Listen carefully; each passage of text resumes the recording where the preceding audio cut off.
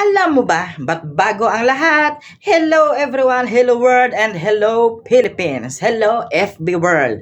Alam nyo ba, sa hindi pa nakakaalam nito, ngayon ipapaalam ko sa inyo kung bakit ngayon nagkakaroon tayo ng recognition dito sa kay Mita. Kung bakit nagkakaroon tayo bakit tayo nagiging Rising Creator of the Week. Alam nyo ba? Unang-una dyan, it's because dahil napakasipag mo mag-post sa FB Reels mo.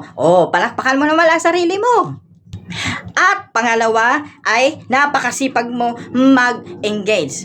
Palakpakan mo muli ang iyong sarili. Ibig sabihin, hindi ikaw ang ini-engage ng follower mo, kundi unang-una sa sarili mo talaga na ikaw ay nag-i-engage, napakasipag mo. At alam mo ba kung ano ang pangatlo? Ang pangatlo ay isa ito sa kinukonsider ni Mita na ikaw ay tinatangkilik ng kanyang system.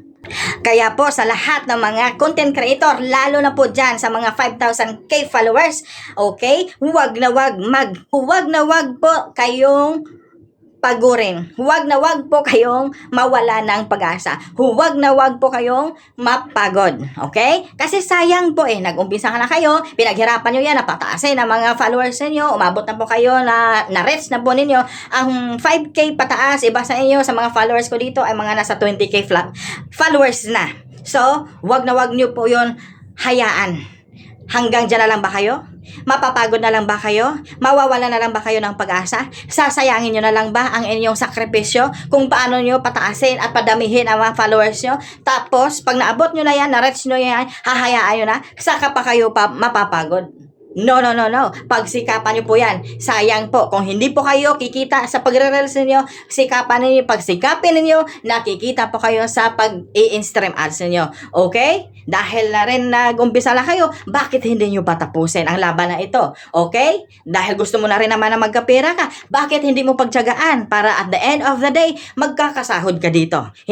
Kung hindi man sa FB Reels, may in-stream ads. Kung hindi man sa in-stream ads, meron pa tayong live stream. Okay? At meron pang bonuses na binigay si Mita. So, ano pa ang hinihintay mo? Huwag na wag magpakapagod.